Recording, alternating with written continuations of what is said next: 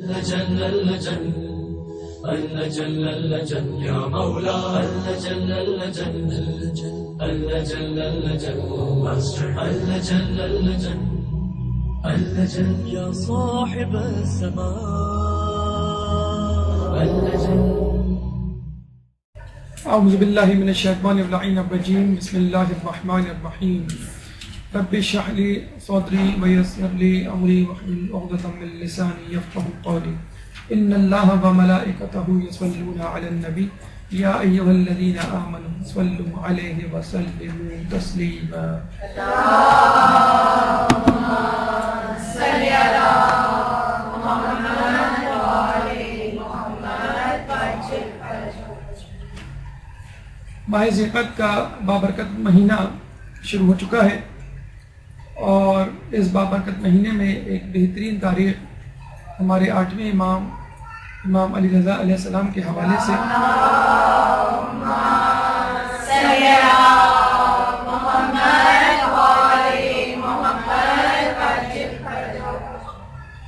11 ذیقعدہ کے حوالے سے آتی ہے اور یہ ہمارا طریقہ ہے، یہ ہماری ریت ہے، یہ ہماری ثقافت ہے، یہ تعلیمات اہل بیت کا حصہ ہے کہ اگر کوئی تاریخ کوئی دن اہل بیت کے حوالے سے خوشی کا ہوا کرتا ہے تو اس دن ہم بھی خوش ہوتے ہیں، اور اگر کوئی تاریخ کوئی دن کوئی موقع اہل بیت کے حوالے سے غم کا ہوتا ہے تو ہم بھی غمگین ہوتے ہیں. اور یہ کم از کم طریقہ ہے اہل بیت سے اپنی اتحاد یگانگت محبت جتانے کا کہ ان کی خوشی میں ہم خوش ہیں اور ان کے غم میں ہم غمگین ہیں. ورنہ تو اعلیٰ ترین ہدف اور منزل یہ ہے کہ ہم ان کے نقش قدم پر چلیں اور ان کاموں سے احتراز کریں جن سے وہ ناخوش ہوتے ہیں اور ان کاموں کو انجام دیں جن سے وہ خوش ہوتے ہیں. یوں تو 1-1.5 گھنٹے میں 8ویں امام کی تمام سیرت کا مکمل احاطہ کرنا مشکل کام ہے، بلکہ ناممکن کام ہے.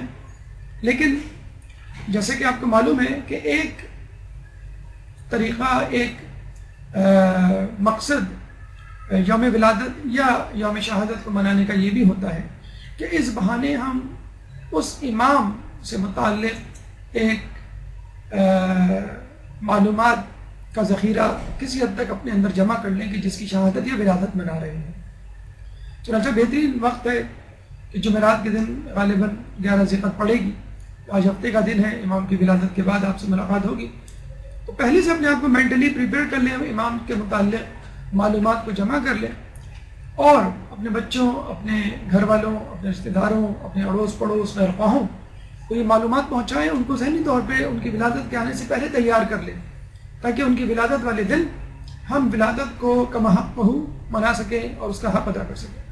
اور منانے کا مطلب یہ ہے کہ ہم خوش ہوں، اور خوش ہونے کا مطلب یہ ہے کہ ہر اس چیز سے خوشی کا اظہار کیا جا سکے جو ہمارے لیے ممکن ہو. اچھے کپڑے پہن کے، اچھے کھانے کھا کر، ایک دوسرے کو مبارکباد دے کے، اور سب سے پہلے زمانے کے امام کو ہدیہ تہنیت پیش کر کے کہ آپ کے جد کی آج یوم ولادت ہے، اس کے حوالے سے ہم آپ کو مبارکباد پیش کرتے ہیں.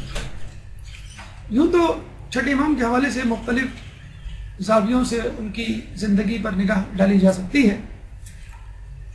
وقت کی کمی کے پیش نظر محدود مدت میں 1 گھنٹہ یا 1 گھنٹہ 30 منٹ کے دوران جن مراحل سے انشاءاللہ گزر کے ان کی حیات طیبہ سے ہم موتی سمیٹنے کی کوشش کریں گے وہ آپ کے سامنے ہے. ہماری گفتگو کا پہلا مرحلہ امام سے متعلق تعارف، دوسرا مرحلہ نس امامت یعنی کس طرح آپ کی امامت ثابت ہوتی ہے، تیسرا مرحلہ بادشاہان وقت، آپ کے زمانے کے کون کون سے بادشاہ گزرے ہیں آپ کے زمانے میں، اخلاقی پہلو جو کہ اہم ترین پہلو ہے جس کو اپنا کر، جس کو عملی زندگی میں ڈھال کر ہمیں اپنی زندگی کو درستگی کی طرف گامزن کرنا ہے. اعترافات امام کی قد آور شخصیت کے حوالے سے، غیر شیعہ افراد کے کرامات جو کہ جز ہے ایک نبی کی نبوت کی طرح امام کی امامت کا، عزاداری کس طرح مختلف ہے امام کے دور میں اور دیگر امام کے دور میں، شہادت کس طرح واقع ہوئی، کس نے شہید کیا اور کیوں کیا، اس کے اثرات، ازواج و اولاد، ہلکا سے ایک تعارف، اور آخر میں اصحاب و تلامذہ، یعنی آپ کے کمپینینز، آپ کے دوست احباب اور وہ افراد جو آپ کے سامنے زانو تلمس طے کرتے تھے۔ آئیے گفتگو کے پہلے مرحلے یعنی تعارف کی طرف چلتے ہیں، لیکن اس سے پہلے ایک بلند ترین سلام۔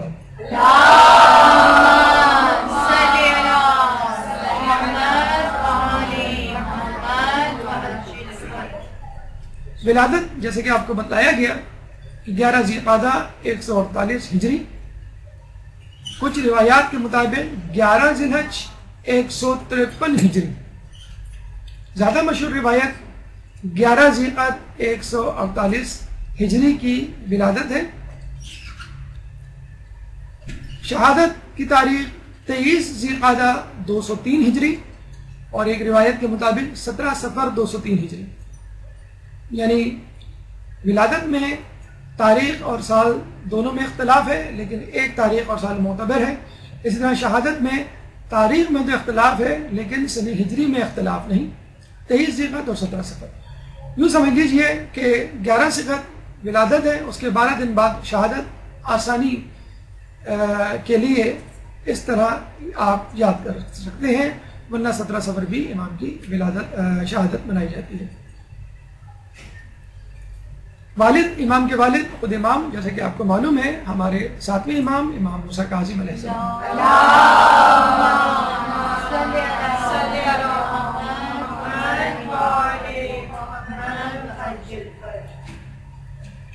والدہ نجمہ خاتون، نجمہ خاتون کے بارے میں تواریخ میں تفصیل کے ساتھ درج ہے اور کہا جاتا ہے کہ آپ مغرب سے تعلق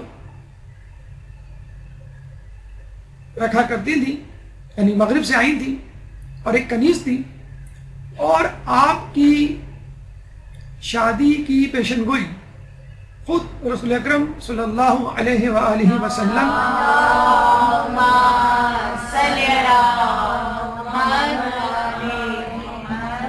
خود رسول اللہ نے 7ویں امام کے خواب میں آ کے یہ بشارت دی تھی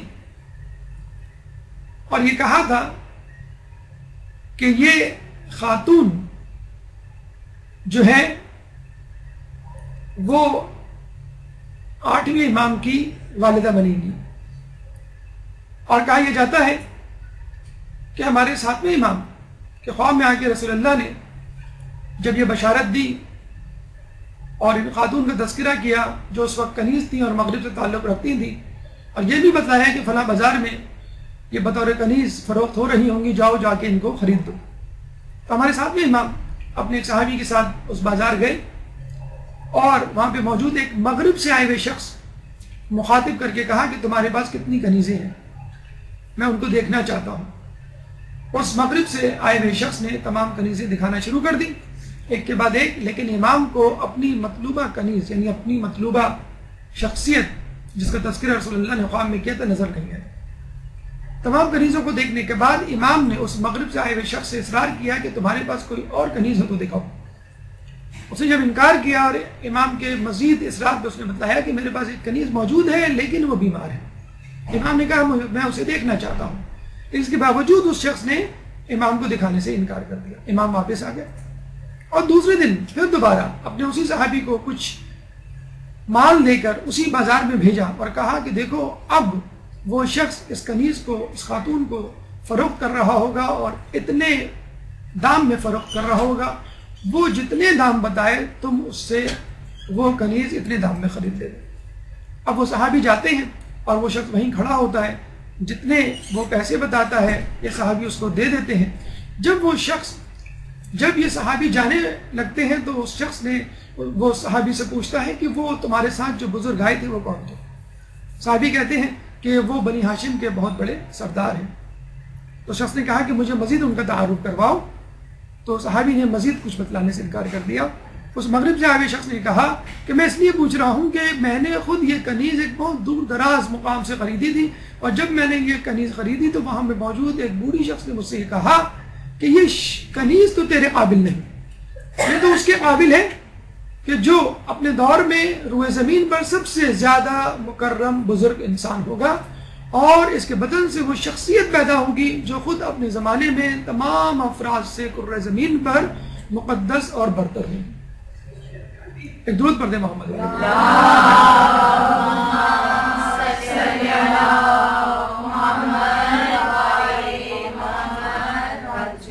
ان خاتون کے ہمیں مختلف نام ملتے ہیں، یعنی امام کی والدہ کے نجمہ خاتون، تکتم، اردہ، سمانہ، ام البنین، خضران، صقر،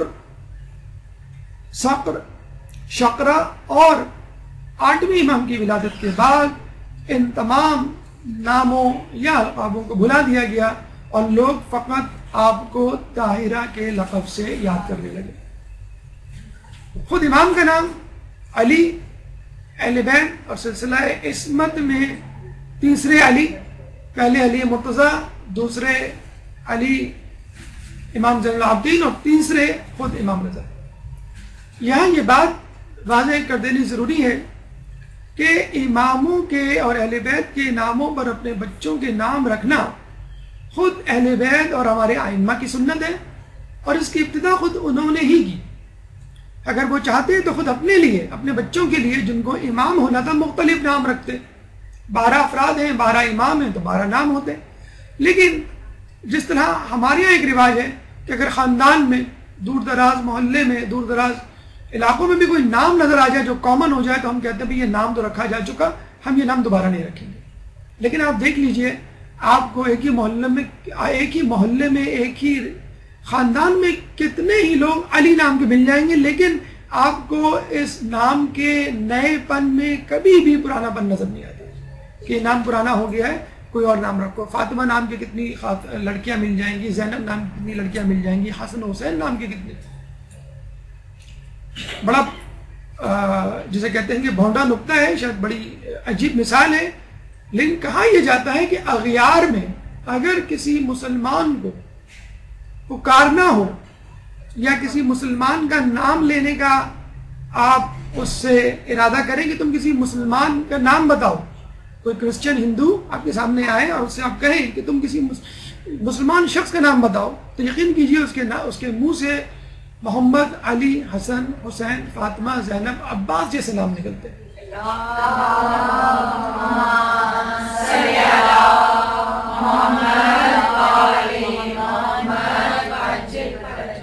دور کیوں جائے، ہمارے پڑوسی ملک میں جو فلمیں بنا کرتی ہیں جو کہ پاکستان دشمن یا مذہب دشمن یا اسلام دشمن، اس میں بھی اگر کرداروں کو منتخب کیا جاتا ہے، مسلمان کرداروں کو، تو ان کے نام یہی رکھے جاتے ہیں۔ یعنی اغیار کے ذہن میں بھی، غیر مسلموں کے ذہن میں بھی اگر مسلمان ہیں تو بس اسی نام کے مسلمان ہیں، دوسرے نام کے مسلمان کہنے کے حقدار نہیں۔ حالانکہ دیکھیے، ہم سے زیادہ مشکل دور سے گزرا کرتے تھے اس زمانے میں اہل بیت اور ان کے چاہنے والے، اور یہ بات بھی طے ہے کہ اس زمانے میں ناموں سے پہچان لیا جاتا تھا کہ کون کس مکتبہ فکر سے تعلق رکھتا ہے، اور ناموں سے ان کو زد و کوب کیا جاتا تھا، تشدد کیا جاتا تھا، ذہنی اور جسمانی طور پہ نقصان پہنچایا جاتا تھا، عزت و ناموس پر حملے کیے جاتے تھے۔ فقط نام سے پہچان لیا جاتا تھا کہ کون کس مکتبہ فکر سے تعلق رکھتا ہے۔ لیکن اس ماحول میں بھی امام نے اس ریت کو، اس سنت کو، اس طریقے کو زندہ کیا، جاری کیا، اور بے دھڑک اپنی اولادوں کے نام اہل بیت کے اور ائمہ کے ناموں پہ رکھے، تاکہ آنے والے لوگ، چاہنے والے اور اہل بیت سے محبت رکھنے والے لوگ بھی اس طریقے کو اپنائیں، اور جب یہ نام پھیلیں تو ان کے اثرات بھی پھیلیں، اور ان ناموں کی جو تاثیر ہے وہ لوگوں کی زندگی میں اتر آئے۔ کنیت ابو الحسن، خود امام علی کی کنیت ابو الحسن۔ ابو الحسن یا لفظ ابو جو ہے وہ بڑے بیٹے کے نام سے جو نام مشہور ہوتا ہے اس کو ہم کنیت کہا کرتے ہیں، یعنی حسن جو ہے ان کے بڑے بیٹے تھے۔ ویسے آپ کی معلومات کے لیے یہ کنیت بیٹی کے نام سے بھی ہو سکتی ہے، اور یہ کنیت کسی بھی رشتہ دار کے حوالے سے ہو سکتی ہے، حتیٰ کہ چچا ماموں کے حوالے سے بھی ہوتی ہے، یعنی جو شخصیت خاندان میں مشہور ہو اس کے حوالے سے یہ کنیت مشہور ہو سکتی ہے، لیکن عموماً اس کنیت کو بڑے بیٹے کی نسبت سے استعمال کیا جاتا ہے۔ امام کے القاب، لقب وہ ہوا کرتا ہے کہ جو کسی شخصیت کی کسی خوبی کی وجہ سے عوام الناس میں مشہور ہو جائے، اور ائمہ کے حوالے سے عموماً یہ لقب خود رسول اللہ اور اللہ کی طرف سے ملا کرتا تھا۔ امام کے بہت سارے القاب مشہور ہیں۔ ایک لقب صابر یعنی صبر کرنے والا، ایک لقب فاضل فضل یعنی احسان کرنے والا، رضی یعنی راضی، اللہ کے دیے ہوئے اللہ کی دی ہوئی نعمتوں میں راضی، کوئی شکوہ شکایت نہیں، وفی وفا کرنے والا، عہد کا وعدوں کا پاس رکھنے والا، قرۃ العین المومنین مومنین کی آنکھوں کی ٹھنڈک۔ یہاں میں آپ کو عربی سے اردو میں ترجمہ کرنے کی ایک ٹپ دیتے چلیں کہ جب کوئی مرکب لفظ عربی میں یا فارسی میں آپ کے سامنے آئے تو اس کا ترجمہ کرتے ہوئے پہلے آپ الفاظ کا ترجمہ کریں الگ الگ اور پھر اس کو الٹا پڑھ لیں۔ قرہ یعنی ٹھنڈک، عین یعنی آنکھ، مومنین یعنی مسلمان یا مومنین، اب اس کو الٹا پڑھ لیے، قرۃ العین المومنین مومنین العین القرہ یعنی مومنین کی آنکھوں کی ٹھنڈک۔ اس طرح فارسی میں ہوتا ہے کتاب خدا، خدا کی کتاب، اس کو الٹا کرتے ہیں۔ تو مرکب اضافی یا مرکب الفاظ کو ترجمہ کرتے ہوئے، بلکہ عربی میں اگر آپ لوگوں میں سے کوئی عربی سیکھ رہا ہے تو اس کے لیے ایک اہم ہدایت کہ اگر عربی میں ترجمہ کرنا ہو تو عربی میں عموماً جملہ جو ہے وہ الٹا کر کے ترجمہ کیا جاتا ہے۔ جیسے ہم کہتے ہیں دروازہ کھولو، اردو میں اگر ہمیں کہا جائے گا، ویسے تو بہتر یہی کہ دروازہ بند رکھیں، کلاس ڈسٹرب ہوگی، اگر آپ کو کہا جائے کہ دروازہ کھولو، دروازہ پہلے بولیں گے ہم، کھولنا بعد میں کہیں گے، ٹھیک ہے؟ عربی میں ہم کہیں گے افتح الباب،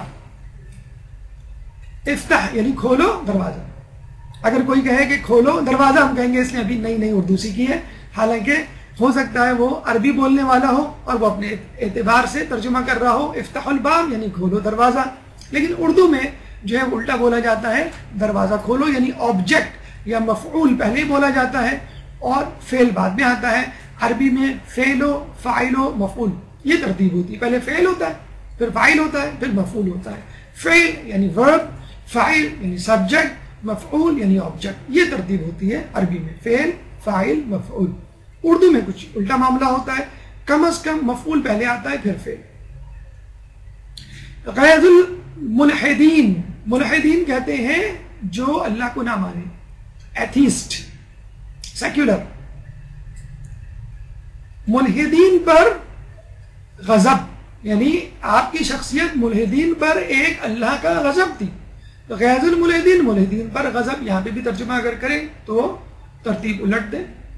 رضا یہ وہ لقب تھا جو امام کا سب سے زیادہ مشہور ہوا۔ جیسے ہم امام، ہمارے جو چوتھے امام ہیں ان کا نام علی ہے، لیکن علی کے نام سے کوئی نہیں پہچانتا، امام زین العابدین کے نام سے زیادہ پہچانتے ہیں، حالانکہ امام زین العابدین ان کا لقب ہے، زین العابدین عابدوں کی زینت ان کا لقب ہے، لیکن جب تک ہم زین العابدین نہ کہیں فقط علی کہتے ہیں تو لوگ نہیں پہچانیں گے کون سے علی، پہلے علی، چوتھے علی، آٹھویں علی۔ اسی طرح امام علی کے آگے جب تک آپ علی رضا نہ لگا دیں اس وقت لوگ نہیں سمجھتے کہ یہ کون سے علی کی بات ہو رہی ہے۔ سب سے زیادہ مشہور لقب تھا، اور امام رضا بھی بول دیں تو لوگ سمجھ جاتے ہیں کس امام کی بات ہو رہی ہے۔ لوگوں میں بہت مشہور تھا، لوگوں نے اس لقب کو اتنا بڑھایا کہ ان کا اصل نام لوگ بھول گئے۔ حقیقت میں یہ لقب خود رسول اللہ کا دیا ہوا تھا، لیکن جب مامون نے ان کو ولی عہدی دی اور انہوں نے چاروں ناچار، جس کے بعد اس بات انشاءاللہ کسی وقت ہم آپ کے سامنے زیر گفتگو لائیں گے، جب آپ نے مصلحتاً اس ولی عہدی کو قبول کر لیا تو نہ صرف اپنے چاہنے والے بلکہ اغیار بھی آپ کے حلقہ احباب میں، آپ کے چاہنے والوں میں شامل ہو گئے، اور آپ کی محفل، آپ کی مجلس، آپ کی درسگاہ جو ہے وہ ہر خاص و عام کے لیے، ہر شیعہ اور غیر شیعہ افراد کے لیے عام ہو گئی، یعنی ہر شخص آپ سے راضی ہو گیا۔ بس وہاں سے آپ کا یہ لقب اور زیادہ مشہور ہو گیا۔ پہلے اپنے لوگوں میں یہ لقب مشہور تھا، اس کے بعد عام لوگوں میں بھی یہ لقب مشہور ہو گیا، کیونکہ اپنے اور غیر دونوں قسم کے افراد آپ سے راضی ہو گئے اور آپ کو امام علی رضا کہا جانے لگا۔ نسیم احمد، ہماری گفتگو کا دوسرا مرحلہ، ایک درود پڑھ دیجئے محمد۔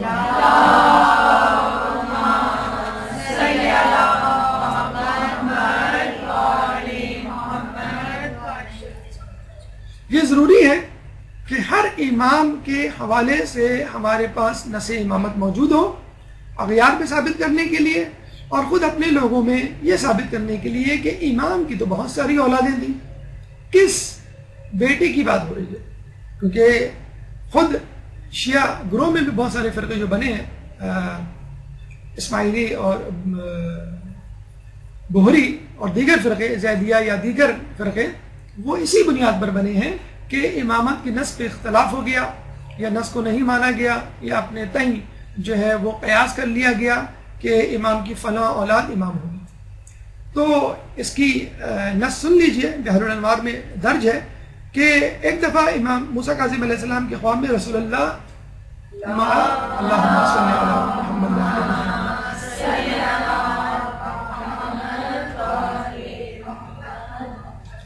امام علی کے ساتھ تشریف لائے، اور آپ کے پاس انگوٹھی، تلوار، عصا، کتاب خدا اور امامہ تھا۔ جب ساتھ میں امام نے پوچھا یہ سب کیا ہے، تو بتایا گیا کہ امامہ اللہ کی سلطنت ہے، کتاب خدا خدا کا نور ہے، عصا خدا کی طاقت و قوت ہے، تلوار اللہ کی عزت ہے، اور انگوٹھی ان تمام چیزوں کی ایک علامت ہے۔ اب یہ عہدہ امامت تمہارے بعد تمہارے فرزند علی کے پاس جائے گا، یعنی امام علی رضا کے پاس جائے گا۔ اور آپ کو معلوم ہے جب عہدہ امامت کسی کے پاس جاتا ہے تو یہ تمام چیزیں بھی اس کے پاس جاتی ہیں۔ جب ہمارے موجودہ امام، زمانہ حال کے امام جب آئیں گے تو ان کے پاس بھی یہ تمام چیزیں تبرکات موجود ہوں گی، اور یہ ایک طرح کی دلیل ہوگی جو اپنی امامت پر وہ قائم کریں گے۔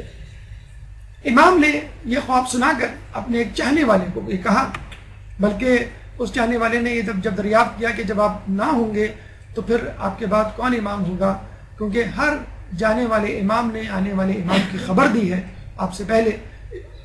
تو امام موسیٰ کاظم علیہ السلام نے فرمایا کہ دیکھو وہ زمانہ اور تھا، یہ زمانہ اور ہے۔ تو پوچھنے والے نے کہا کہ اگر کوئی شخص آپ کے اس جواب پر راضی ہو جائے تو اس پہ خدا کی لعنت۔ کتنا مضبوط ایمان تھا، وہ سمجھ گیا کہ امام جو ہے میرا امتحان لینا چاہ رہے ہیں اور یہ جواب قابل قبول نہیں ہے۔ یعنی نعوذ باللہ دوسرے الفاظوں میں امام کہنا چاہ رہے ہیں کہ پہلے تو اعلان ہوتا تھا امامت کا، آنے والے امام کا، اب نہیں ہوگا، یہ ہو ہی نہیں سکتا۔ رسول اللہ گئے تو 12 اماموں کا اعلان، ولایت علی کا اعلان کر کے گئے، علی گئے تو حسن کا، حسن گئے تو حسین کا، اس کے بعد ہر آنے والے امام کا اعلان ہوا۔ یہ کیسے ممکن ہے کہ 7ویں امام کے جانے کے بعد 8ویں امام کا اعلان نہ ہو؟ اچھا، اس کا بھی تذکرہ بھی آگے آئے گا کہ 8ویں امام کی جو اعلان امامت ہے یا نص ہے وہ بڑی تنازع کے ساتھ لوگوں میں مشہور ہوئی، اور بعد میں بڑی مشکل سے لوگوں نے اس کو قبول کیا، اور بہت سے لوگوں نے تو انکار کر دیا۔ کیوں؟ اس کی وجہ آگے آئے گی۔ امام نے جب یہ کہا، جب اس نے یہ کہا کہ اس پہ خدا کی لعنت، تو جس جواب پہ مطمئن ہو جائے، میں تو مطمئن نہیں ہوں گا، تو امام نے تبسم فرمایا، یعنی وہ بھاگ گئے کہ یہ ہمارا پکا شیعہ ہے۔ امام نے پھر اس کو یہ خواب سنایا کہ جس خواب میں انہوں نے رسول اللہ اور علی کو دیکھا اور یہ تمام چیزیں دیکھی، اور رسول کا یہ جو ہے وہ جواب سنا، بشارت سنی۔ پھر امام نے اس شخص کو کہا کہ دیکھو یہ بات جو میں تمہیں بتا رہا ہوں امام علی رضا کی ولایت اور امامت کے حوالے سے کہ میرے بعد میرا بیٹا امام علی رضا امام ہوگا، تو یہ بات تم فقط اہل افراد کو بتانا، عاقل افراد کو بتانا، ہر کسی کو نہیں بتاتے پھر۔ کیوں؟ حالات، حالانکہ بہت اچھے حالات سے گزر رہے تھے، امام پانچویں امام اور چھٹے امام بہت اچھے حالات سے گزرے تھے، لیکن اس کے بعد 7ویں امام کے بعد حالات نے پلٹا کھایا، اور حالات اہل بیت پہ تنگ ہو گئے، زندگی تنگ ہو گئی، اور بہت دشوار گزار لمحات اور وہ مدت امام نے گزاری ہے۔ 14 سال کی قید و بند کی مصیبتیں انہوں نے برداشت کی، اور اسی حالت میں ان کی شہادت ہوئی۔ 14 سال کی دوری کے بعد لوگوں کو یقین آنا کہ امام نے کس کے لیے ہمیں کہا تھا، بڑا مشکل کام ہے، لیکن امام نے کس طرح اس صورتحال کو سنبھالا یہ آپ کے سامنے بھی آئے گا۔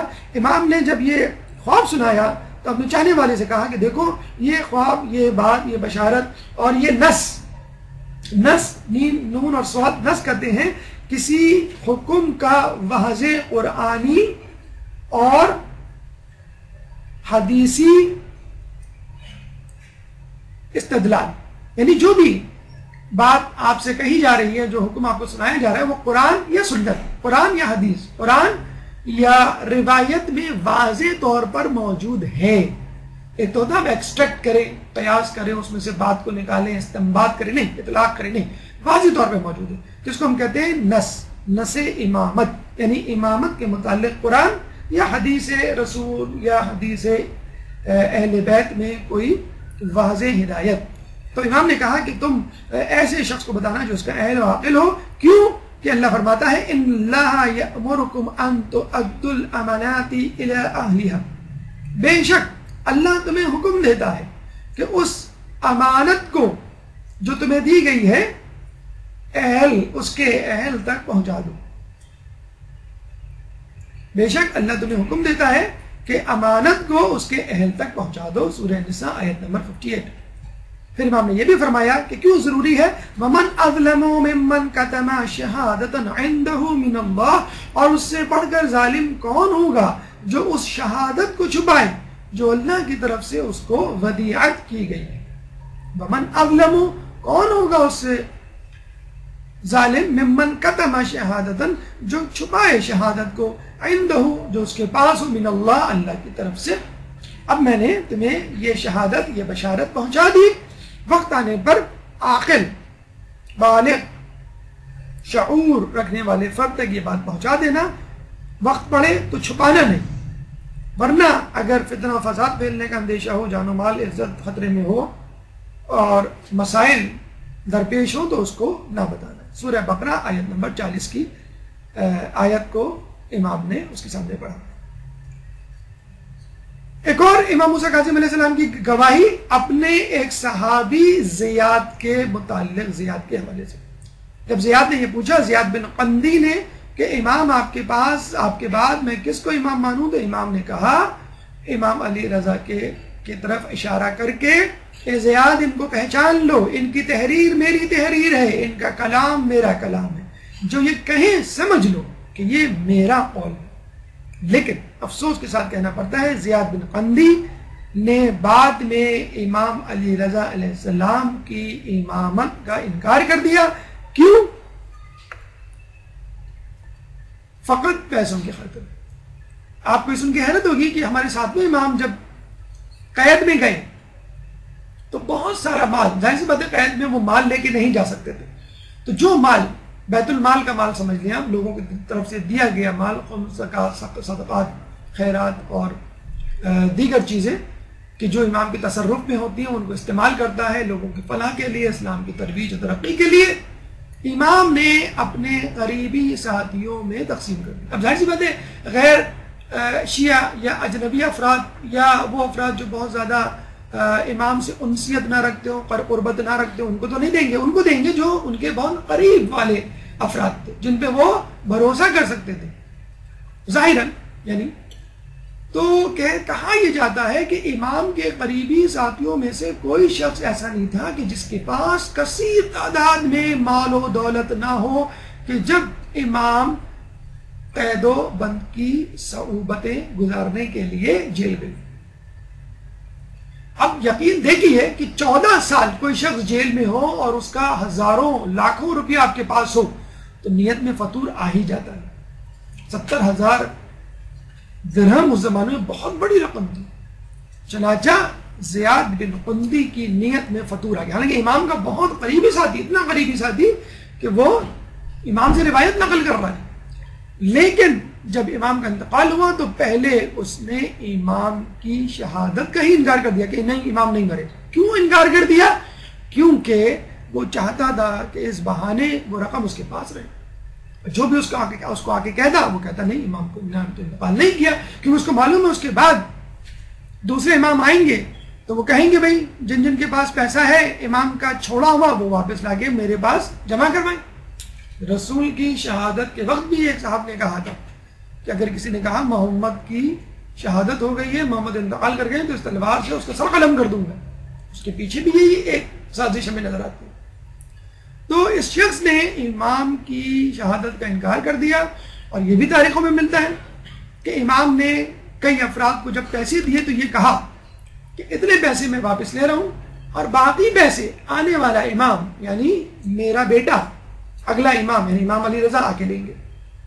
تو امام جب کوئی رقم لیتے تو چھوڑی ہوئی رقم ہے وہ اس کے پاس رہ جاتی, اور امام علی رضا جب آتے اس کے پاس تو بتلاتے کہ امام نے یعنی میرے جد نے اتنے پیسے لیے تھے اور اتنے پیسے اب تمہارے پاس موجود ہیں, یہ مجھے واپس کر دو. اس سے خود بخود ثابت ہو جاتا ہے کہ کون امام ہے, کیونکہ امام کو ہی امام کا اکاؤنٹ معلوم ہوگا.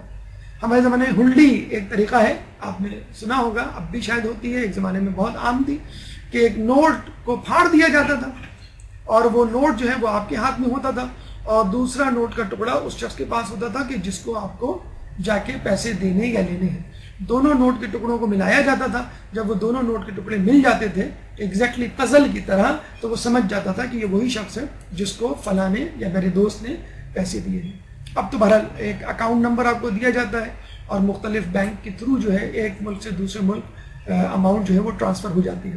تو زیاد بن قطین نے پیسے کی لالچ میں آ کر امام کی امامت کا, امام کی پچھلے امام کی شہادت کا, اگلے امام کی امامت کا انکار کر دیا, اور نہ صرف انکار کر دیا, اپنے ساتھ ایک گروہ ترتیب دے دیا کہ جن جن لوگوں کے پاس پیسے تھے یعنی سرمایہ دار طبقہ, ان سب کو اپنے ساتھ ملا لیا اور یہ کہا کہ ہم جو ہے یہ پیسے نہیں دیں گے اور ہمیں شک ہے کہ امام کا انتقال, امام کی شہادت نہیں ہوئی ہے. اور اس کے بعد اگر کوئی یہ پیسے لے کر, اپنے پاس موجود پیسے لے کر امام علی رضا کے پاس جاتا اور یہ کہتا کہ یہ پیسے موجود ہیں, یہ لے لیں, میں آپ کو امام مانتا ہوں, تو یہ افراد زیاد بن قندی کی سربراہی میں اس کے پاس جاتے, اس کو رشوت دیتے کہ دیکھو ہمارے پاس 70,000, ہمارے پاس 50,000, ہمارے پاس اتنے ہزار موجود ہیں, اس میں سے ہم 10,000 درہم تم کو دینے کے لیے تیار ہیں, لیکن تم اپنے پیسے واپس نہ لوٹاؤ. تو یہ کام بھی, یہ دھندا بھی اور یہ کاروبار بھی لوگوں نے شروع کر رکھا تھا. تو اس زمانے میں بھی ایسے لوگ موجود تھے, اس زمانے میں بھی ایسے لوگ موجود ہیں کہ جو امام کی امامت کا انکار کر دیتے ہیں فقط پیسے کی اور دنیا کی لالچ میں. اس کے علاوہ ایک اور مرتبہ ہمارے ساتویں امام کے پاس ایک صحابی آیا تو امام نے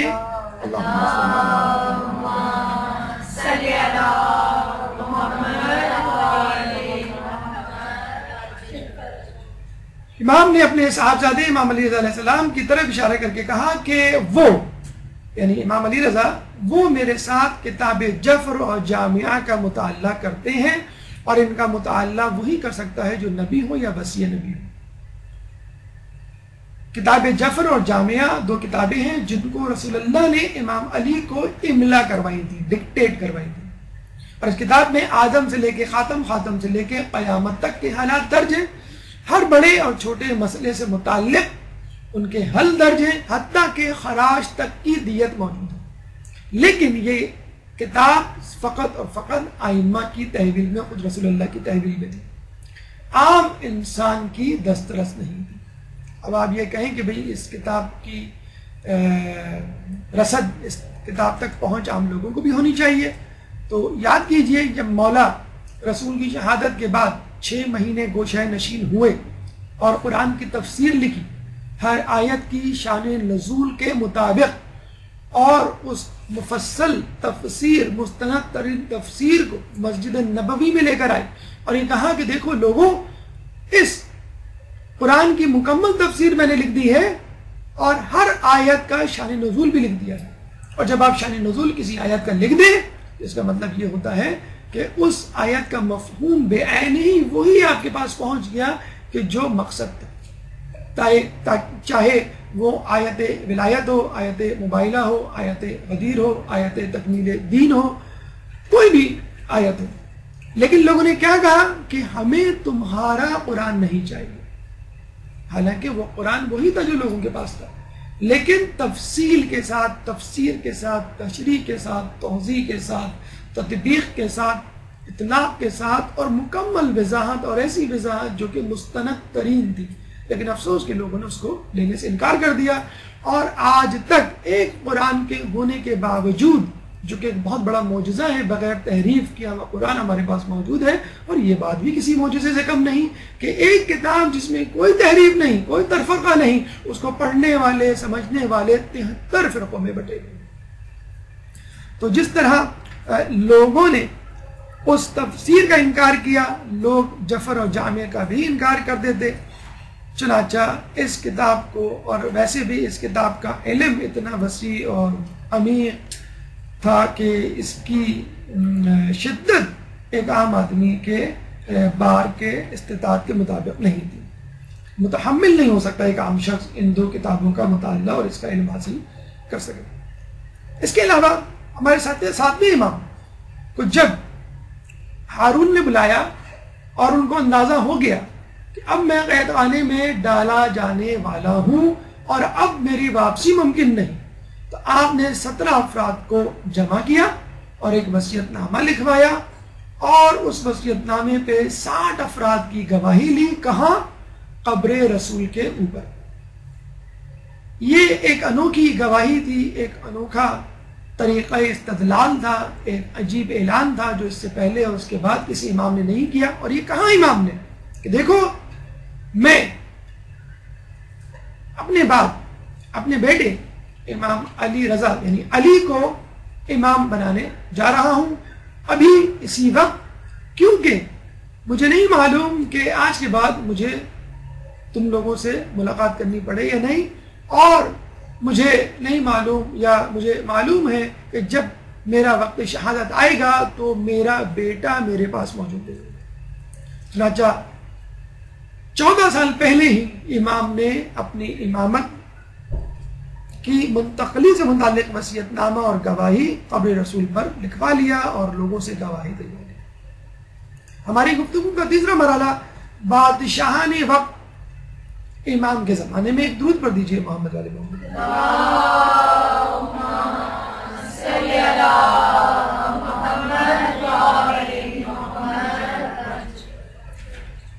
اچھا، آپ لوگوں کے ذہن میں یہ خیال آتا ہے کہ ہم تو امام کی سیرت کا مطالعہ کر رہے ہیں، امام کی حیات طیبہ پر روشنی ڈال رہے ہیں، یہ بادشاہ نے وقت کہاں سے ٹپک پڑے؟ کیا ضرورت ہے ان کو بیچ میں لانے کی؟ انہوں نے کیا کارروائی انجام دیے ہیں سوائے اس کے کہ اہل بیت کی زندگی میں تشدد، ذہنی طور پر تکلیف، صدمہ اور ان کی راہ میں رکاوٹیں، ان کا فقط اور فقط منفی کردار رہا ہے. بادشاہ نے چاہے وہ بنو امیہ سے تعلق رکھتے ہوں، چاہے وہ بنو عباس سے تعلق رکھتے ہوں، ہر بادشاہ نے امام کی زندگی میں مشکلات پیدا کی ہیں. کیوں؟ کہ خلافت امام ہی کا حق تھا. ان کو سب سے زیادہ خطرہ زمانے کے امام ہی سے ہوا کرتا تھا. حالانکہ مولا علی یا امام حسین کے علاوہ کوئی امام ایسا نہیں ملے گا جو تلوار لے کے ان کے سامنے میدان جنگ میں جم کے کھڑا ہو جائے. ان دو کے علاوہ تمام ائمہ نے مصالحاتی اور مصلحت خداوندی کو مد نظر رکھتے ہوئے اپنے کردار کو نبھایا اور دین تشیع کو فروغ دیا. اس کے لیے یہ کہنا پڑے گا ہم کو کہ دیکھیے کہ جب بھی حق کا ذکر آئے گا باطل کا بھی ذکر آئے گا. اگر قرآن میں محمد کا ذکر ہے تو ابو لہب کا بھی ذکر ہوگا. اگر قرآن میں موسیٰ کا ذکر ہے تو پھر فرعون کا بھی ذکر ہوگا. اگر کربلا میں امام حسین ان کے ساتھیوں کا تذکرہ ہے تو پھر یزید اور اس کے ساتھیوں کا بھی تذکرہ ہوگا. کیوں؟ کہ جب حق کی بات ہوگی تو باطل کی بات خود بخود ہوگی. جب حق آشکار ہوگا تو باطل بے نقاب ہوگا. کہا جاتا ہے، بلکہ امام کا قول ہے جس کا مفہوم ہے کہ اگر تم حق کو نہ پہچان سکو تو اپنی آنکھوں کو باطل کے تیروں کی طرف موڑ دو. جہاں جہاں باطل کے تیر گریں گے وہاں وہاں تمہیں حق نظر آئے گا. اہل بیت کو نہیں پہچان سکتے جو کہ حق ہے کہ نہیں پہچان سکتے، نہیں جان سکتے، ان کی معرفت ناممکن ہے. تو کم از کم باطل کو پہچان لو، ان کے دشمنوں کو پہچان لو، خود بخود اہل بیت کی معرفت ہو جائے گی. تو اگر امام کی معرفت حاصل کرنا ہے تو آپ ان کے زمانے کے بادشاہوں کی معرفت حاصل کریے. تعرف الاشیاء بازدادها، اشیاء چیزوں کی معرفت ان کی ضدوں سے کرو. روشنی سمجھ میں نہیں آ رہی، اندھیرے کو دیکھ لو. بلندی سمجھ میں نہیں آ رہی، پستی کو دیکھ لو. تری سمجھ میں نہیں آ رہی، خشکی کو دیکھ لو. علم سمجھ میں نہیں آ رہا، جہل کو دیکھ لو. نیکی سمجھ میں نہیں آ رہی، گناہ کو دیکھ لو، سردی سمجھ میں نہیں آ رہی تو گرمی کو سمجھ لو، ضد کو سمجھ لیں اور اس کو پھر الٹا کر دیں، آپ کو خود بخود اپنی مطلوبہ چیز مل جائے گی۔ باطل کو سمجھ لیں، حق خود بخود سمجھ میں آئے گا، حق سمجھ لیں تو باطل خود بخود سمجھ میں آ جائے گا۔ امام کے زمانے میں ضروری ہے کہ ہم ان لوگوں کا بھی تذکرہ کریں کہ جو امام کی راہ میں رکاوٹ بنے، جنہوں نے اسلام کی راہ میں رکاوٹیں کھڑی کی اور آپ کی شہادت کا بھی سبب بنے۔ آپ کی وقت ولادت جو حکومت دی اس کا بادشاہ منصور تبانقی تھا، اس کے بعد 158 ہجری میں مہدی عباسی۔ لیکن اس زمانے کے بادشاہوں نے بھی یہ کھیل کھیلنے کی کوشش کی، جب ان کو پتہ چلا کہ ان کے ہاں یہ روایت موجود ہے کہ ایک زمانہ آئے گا کہ دنیا ظلم و جور سے بھر چکی ہوگی، تو ہمارا چاہنے والا، ہمارا ماننے والا اور ہمارے جد سے، ہماری نسل سے ایک شخص پیدا ہوگا جو 12واں امام ہوگا، اس دنیا کو عدل سے اس طرح بھر دے گا یہ جیسے ظلم سے بھری ہوئی تھی۔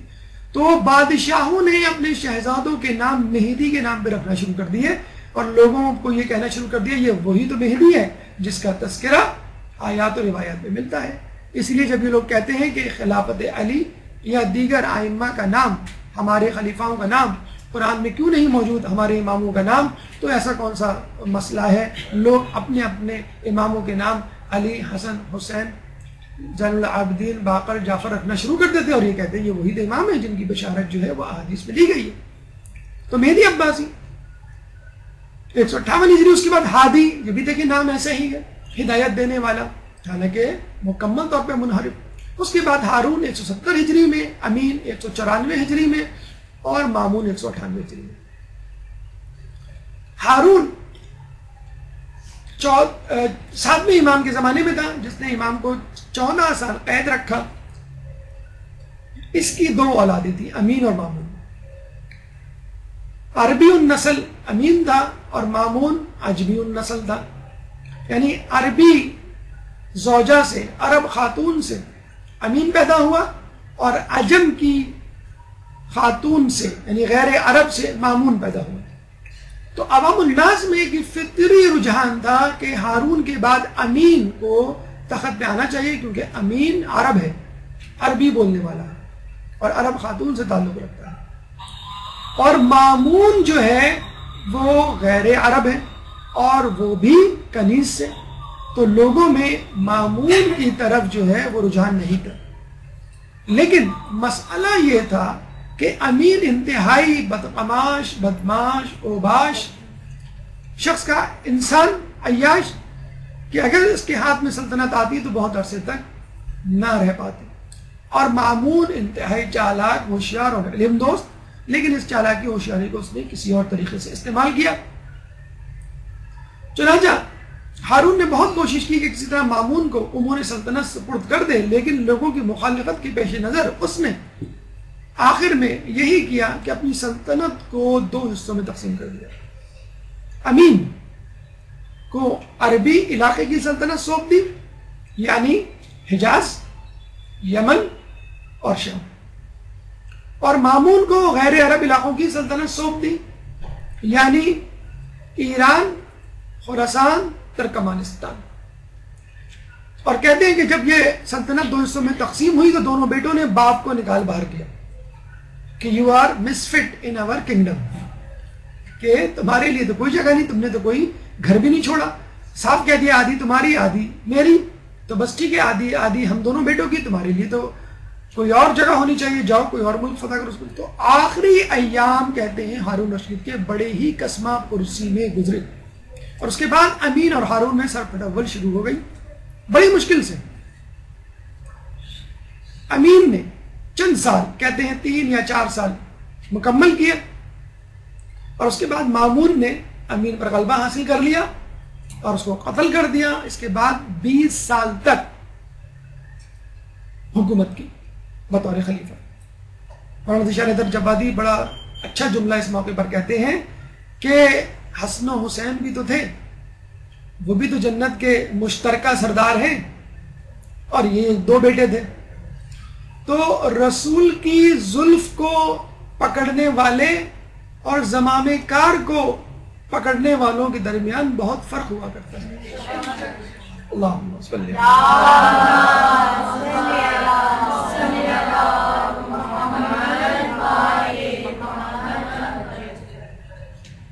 یہ مامون و امین کا مختصر سا خاکہ تھا، اور یہی وہ دور تھا جو بنو امیہ بنو عباس کے درمیان چپخلش کا ایک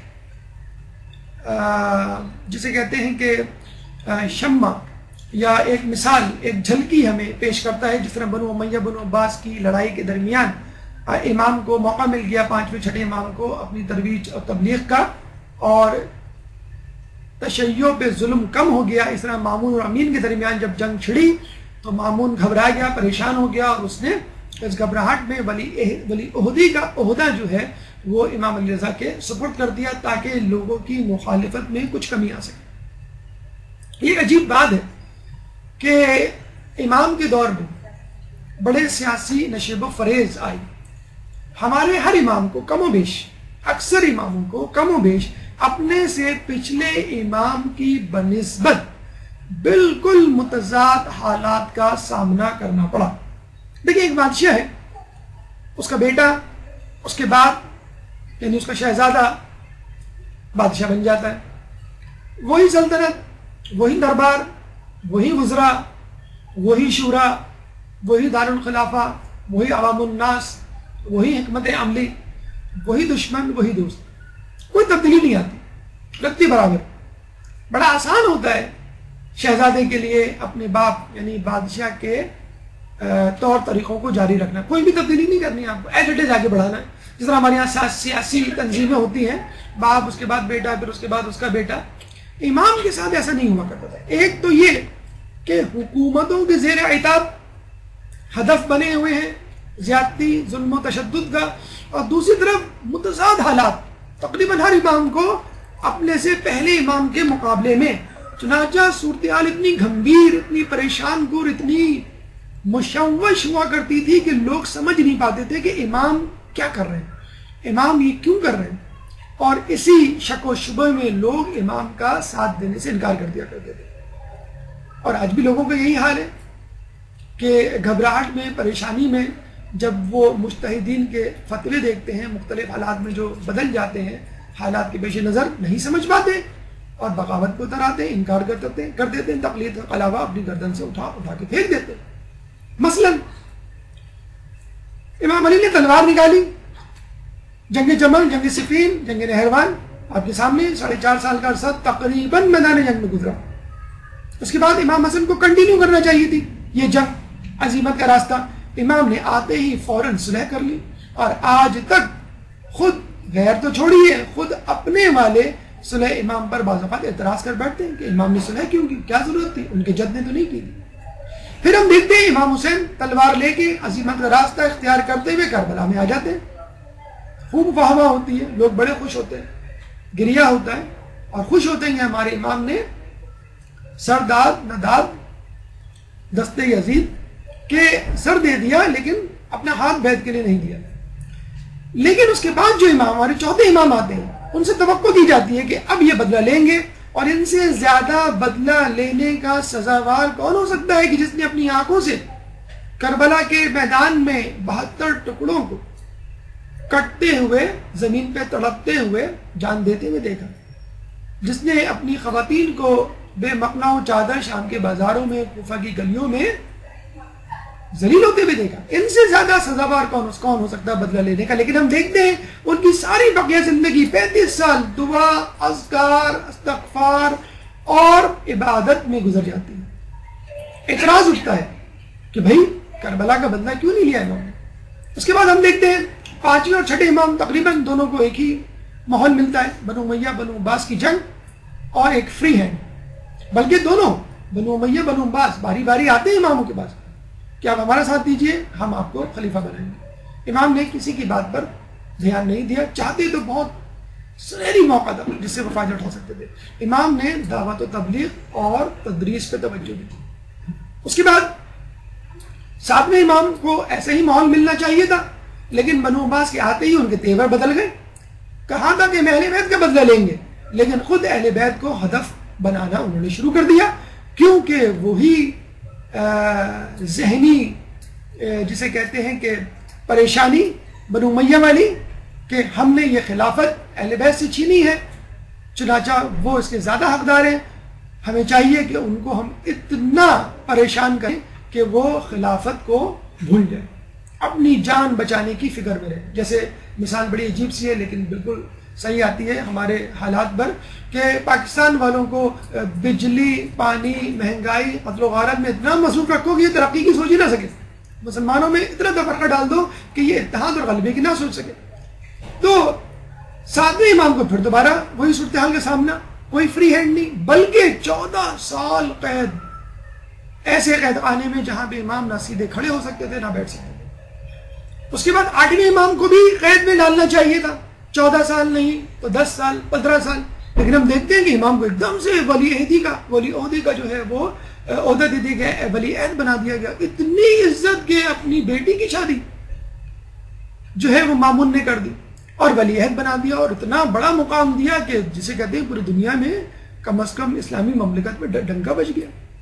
8ویں امام کے بعد پھر دوبارہ وہی زوال والی کیفیت، تذلیل والی کیفیت، امام تقی کو بلایا گیا، طلب کیا گیا، قید و بند میں رکھا گیا، اس کے بعد امام کے ساتھ تقریباً کم و بیش وہی صورتحال۔ اب موجودہ امام جب آئیں گے تو بالکل ہی یکسر جو ہے وہ منظر نامہ تبدیل ہو چکا ہوگا۔ آپ نے دیکھا کہ ہر امام تقریباً جب آتا ہے تو دوسرے امام سے مختلف حالات اس کے پیش نظر ہوتے ہیں۔ اگر کوئی فیصلہ کرتا ہے تو لوگ اس پر اعتراض شروع کر دیتے ہیں کہ بھئی آپ سے پچھلے امام نے یہ کیا، آپ یہ کر رہے ہیں۔ تو جب ہی کہا گیا ہے کہ دیکھو امام کی سنت پہ عمل کرو، اگر امام بظاہر اسلام کی مخالفت میں بھی مشورہ دے رہے ہیں، حکم دے رہے ہیں، تو یقیناً اس میں کوئی مصلحت ہوگی، جس طرح خدا جب حکم دیتا ہے تو اس میں مصلحت ہوا کرتی ہے۔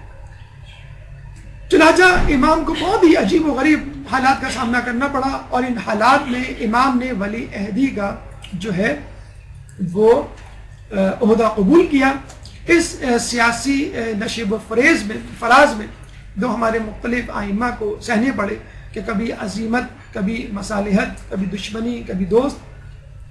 تو امام کو بھی ان صورتحال سے گزرنا پڑا، اور امام کے لیے اب یہ موقع تھا کہ وہ کیا کریں، عزیمت کا راستہ اختیار کریں، یعنی دشمن سے تلوار سے جہاد کریں، یا پھر مصالحت کا رویہ اختیار کریں، یعنی دشمن کے ساتھ مصلحتاً وقتی طور پر اس کی بات کو مان کر لوگوں میں اپنی بات کو مستحکم کرے۔ اس کا تذکرہ انشاءاللہ مزید تفصیل سے امام کی ولی عہدی سے متعلق ہے، امام نے ولی عہدی کا عہدہ کیوں قبول کیا اور اس عہدے کو قبول کرنے سے امام کو فائدہ کیا ہوا، تفصیلی گفتگو انشاءاللہ کسی اور درس میں آپ کے سامنے پیش کی جائے گی۔ ہماری گفتگو کا چوتھا مرحلہ، لیکن اس چوتھے مرحلے یعنی اخلاقی پہلو کو شروع کرنے سے پہلے ایک وقفہ، اور اس کے بعد انشاءاللہ ہماری گفتگو دوبارہ جاری ہوگی۔ ایک درود پڑھ دیجیے محمد۔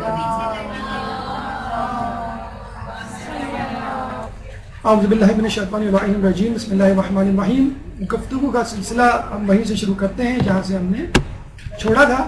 3 مراحل ہم طے کر چکے، چوتھے مرحلے کی طرف اب پیش رفت ہے، یعنی اخلاقی پہلو، امام کی سیرت طیبہ کا اخلاقی پہلو۔ اور آپ کو معلوم ہے کہ یہی پہلو ہمارے لیے اہم ترین ہے۔ کیونکہ یہ وہ پہلو ہے کہ جس سے ہمیں اپنی عملی زندگی کے لیے بیش بہا موتی منتخب کرنے ہیں، اور یہ دیکھنا ہے کہ ہم اپنی عملی زندگی میں امام کی زندگی سے کیا سبق حاصل کر سکتے ہیں۔ اور یقین کیجئے امام کی شخصیت اتنی ہشت پہلو ہے کہ بسا اوقات وہ بہت ہی عظیم، بہت ہی بڑی شخصیت نظر آتے ہیں، اور بسا اوقات نعوذ باللہ ظاہری طور پر بہت ہی عام سی شخصیت کہ انسان دھوکہ کھا جائے کہ یہ امام ہے یا ایک عام سے آدمی۔ ابھی اس کا تذکرہ بھی آئے گا۔ اور علامہ شہید مطہری نے اپنی کتاب انسان کامل میں اس بات کا اعتراف کیا ہے، اور بڑا اچھا انکشاف کیا ہے کہ کامل مومن، انسان کامل وہ ہوتا ہے جو ازداد کا مجموعہ ہوتا ہے، زدوں کا مجموعہ ہوتا ہے، کہ کبھی تلوار لے کے میدان جنگ میں دشمنوں کو تہہ تہ کرتا ہوا نظر آتا ہے، اور کبھی وہی انگلیاں جو ذوالفقار چلاتی ہیں وہی انگلیاں گھر میں دال چنتی ہوئی نظر آتی ہیں۔ سبحان اللہ،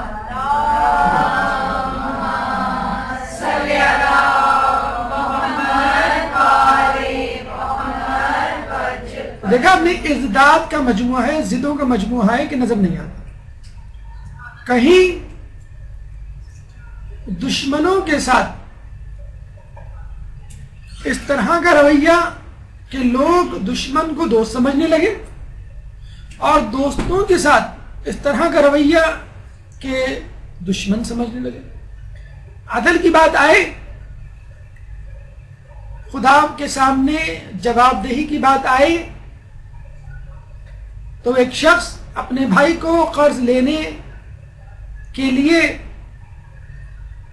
آنے والا بھائی جب ہاتھ پھیلائے تو اس کے ہاتھ میں گرم سلاخ رکھ دے کہ میں قیامت میں خدا کو کیا منہ دکھاؤں گا، اور وہی شخص جب میدان جنگ میں اپنے دشمن سے لڑے اور دشمن کی تلوار گر جائے تو اس تلوار کو اٹھا کے ہاتھ میں دے دے، کہ عدل کا تقاضا یہ ہے کہ دشمن جب آپس میں نبرد آزما ہوں تو دونوں ایک ہی سطح پر ہوں، تو میرے ہاتھ میں بھی تلوار، تمہارے ہاتھ میں بھی تلوار۔ معاف کرنے پر آئے تو اپنے دشمنوں کو اس طرح معاف کر دیں کہ ہم حیران رہ جائیں، اہل بیت کے ماننے والے چاہنے والے، کہ مروان بن حکم کہ جس نے کربلا کی بنیاد رکھی، واقعی حرہ میں جب چوتھے امام کے پاس آیا تو امام نے اس کو غلہ اناج اور سایہ فراہم کیا، گھر فراہم کیا۔ تو یہ اہل بیت کے جو ہے مختلف حشد پہلو اور مختلف رنگ ہیں ان کی زندگی کے، انسان کی عقل حیران رہ جائے کہ اخلاق کے کتنے عظیم مرتبے پہ فائز تھے۔ دیکھیے بہت چھوٹی چھوٹی باتیں ہیں، لیکن ان باتوں کو سمجھنا، ان کی گہرائی میں جانا اور نتیجہ اخذ کرنا، یہ ہے کمال۔ اور ہم یہ سمجھتے ہیں کہ امام کی ہر ادا میں کوئی زبردست تدبیر اور پہلو ہوتا ہے۔ دیکھیے اگر ہم آپ سے کہیں کہ فلاں آدمی، فلاں انسان، فلاں بزرگ بڑے اچھی ہیں اور آپ ان سے ملنے کے لیے جائیں، تو کیا چیز سب سے پہلے آپ کو نظر آئے گی؟ آپ کی نگاہیں کس پہ پڑیں گی؟ لباس۔ اس کے بعد نشست و برخاست، کس طرح بیٹھا ہے، کس طرح کھڑا ہے، کس انداز سے وہ گفتگو کر رہا ہے، انداز کلام اور اس کی خوش اخلاقی۔ لباس میں کہا جاتا ہے کہ امام سادہ لباس پہنا کرتے تھے، اور کبھی بہترین لباس پہننا پڑ جائے تو سادہ لباس نہیں اتارتے تھے، اسی سادہ لباس کے اوپر بہترین لباس پہن لیا کرتے تھے۔ کیوں؟ کہ لوگوں کو دکھانے کے لیے، لوگوں میں کھپ جانے کے لیے، لوگوں سے گھل مل جانے کے لیے، اپنے آپ کو ممیز نہ کرنے کے لیے، لوگوں جیسا نظر آنے کے لیے لوگوں کا جیسا لباس پہن لیا۔ اسی لیے اسلام فیشن کے خلاف نہیں ہے، آپ جس طرح کا فیشن چاہیں کریں، جس طرح کا لوگ لباس پہنتے ہیں آپ بھی پہنیں، بشرط یہ کہ محرم اور نامحرم کا جو ہے وہ مسئلہ ہے وہ مد نظر رہے۔ اسی طرح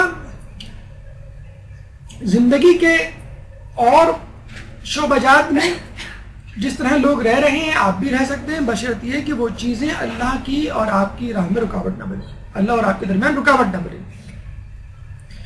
تو امام اس لیے پہنا کرتے تھے عام سا لباس، خاص لباس اس لیے پہن لیا کہ لوگ پہن رہے اور لوگوں کے درمیان میری توہین اہانت نہ ہو۔ یہ ضروری ہے، آپ کتنے ہی متقی پرہیزگار کیوں نہ ہو، اس کا جو ہے مطلب یہ نہیں کہ آپ پھٹے پرانے میلے کچیلے اور پیبند لگے ہوئے کپڑے پہن کر لوگوں کے سامنے آ جائیں۔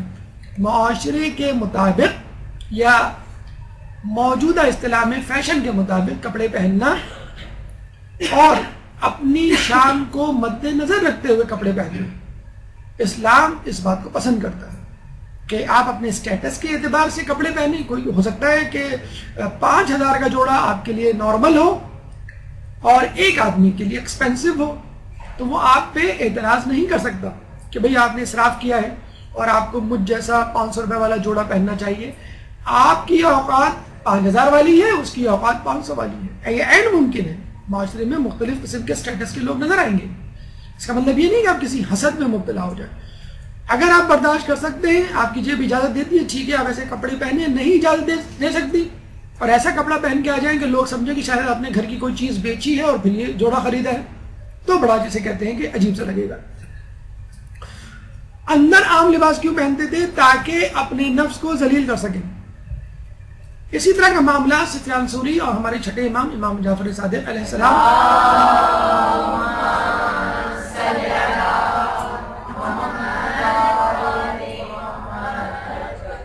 کے درمیان پیش آیا کہ جب اس نے امام کے لباس پر تنقید کی.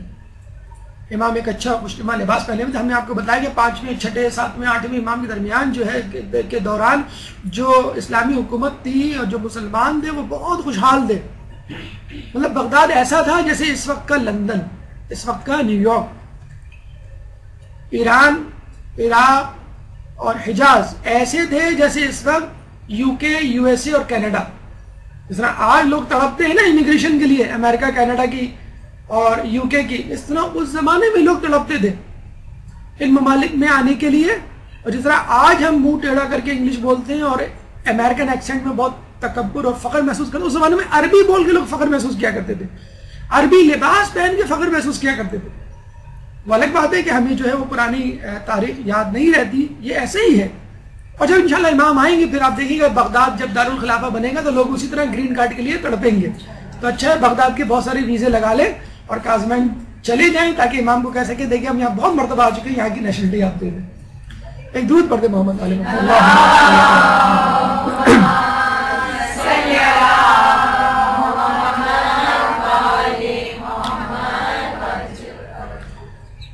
اپنے نفس کو ذلیل کرنے کے لیے امام پہنا کرتے تھے. تو سفیان ثوری نے کہا کہ یہ اہل بیت کہاں اور دنیا کی جاہ و جلال شان و شوکت کہاں؟ امام نے فرمایا کہ میں نے یہ لباس اس لیے پہنا ہے کہ عام لوگوں جیسا نظر آؤں، اور اندر کا لباس اس لیے پہنا ہے کہ اپنے نفس کو ذلیل کروں.